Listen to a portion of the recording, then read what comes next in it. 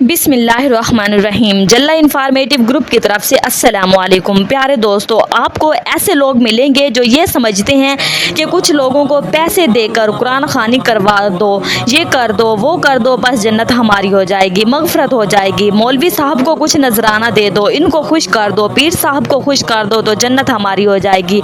और बाकायदा बाज़ लोग तो ऐसे पीरों वगैरह से वादा भी लेते हैं कि हजरत देखें आखिरत में कहीं हमें पीछे ना छोड़ जाना, जन्नत में लेकर जाना।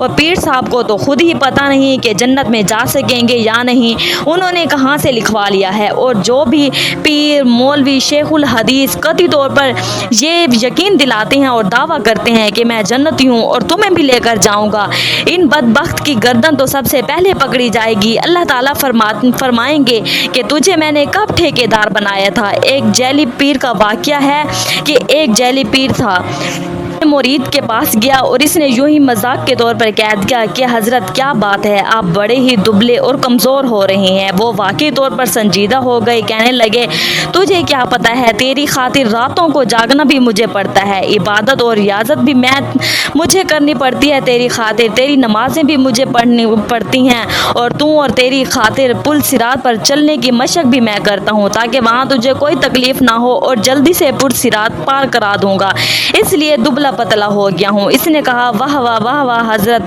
आप इतना बोझ अपने सर पर लेते हैं, आइए मैं अपनी ज़मीन का कुछ हिस्सा या कोई प्लाट आपके नाम कर देता हूँ। बड़े खुश हुए कि ऐसा मरीद तो बहुत दिनों बाद हाथ में आया है, जल्दी बातों में आ गया, साथ चल पड़े।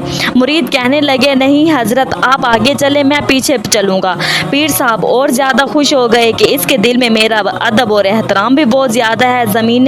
ज़मीनों में जैसे देहातों की होती हैं, बीच में तंग सी पिंक डंडियाँ, और पीर साहब तो ऐसी डंडियों पर चलने के आदी ही ना थे, नाजो नेमत में पले थे, आरामदाह रास्तों पर चलने वाले थे। पिंक डंडियों पर वो लड़खड़ाने लगे, कभी उधर कभी उधर। इसने पीछे से जोर से डंडा मारा और कहा बदबख्त कहता है पुल सिरात पर चलने की प्रैक्टिस कर रहा हूँ, तुझे पिंक डंडी पर चल नहीं सकता, पुल सिरात पर चलने की प्रैक्टिस कर रहा है।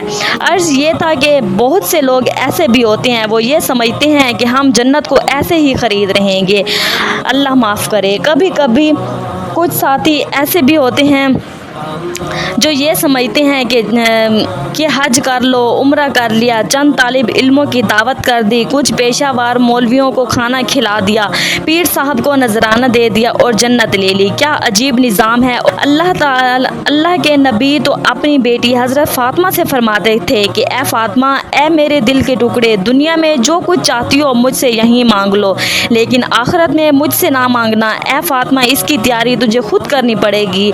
और बाज़ ने तो ये रिवायत भी लिखी है कि जब हज़रत फ़ातिमा रज़ी अल्लाह ताला अन्हा को कब्र में दफन करने लगे तो किसी ने जोश में आकर कह दिया, ए कब्र ज़रा ख्याल करना, तेरी कितनी बड़ी हस्ती को तेरे हवाले किया जा रहा है। ये मोहम्मद की बेटी है, ये हज़रत अली की ज़ौजा हैं, और ये हज़रत हसन और हज़रत हुसैन रज़ी अल्लाह ताला अन्हु की वालदा मोहतरमा हैं। कब्र से आवाज़ आई, यहाँ ये नहीं पूछा जाता कि किसकी बेटी है, किसकी माँ है और किसकी बीवी है, यहाँ तो ये पूछा जाता है कि इसके अमाल कैसे थे।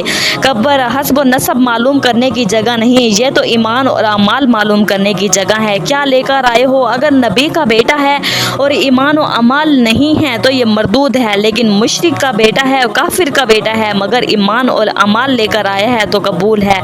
वो अल्लाह का महबूब है। अल्लाह हम सब की मगफरत करे और हमें नेक अमाल करने की तौफीक अता फरमाए। आमीन सुम्मा आमीन।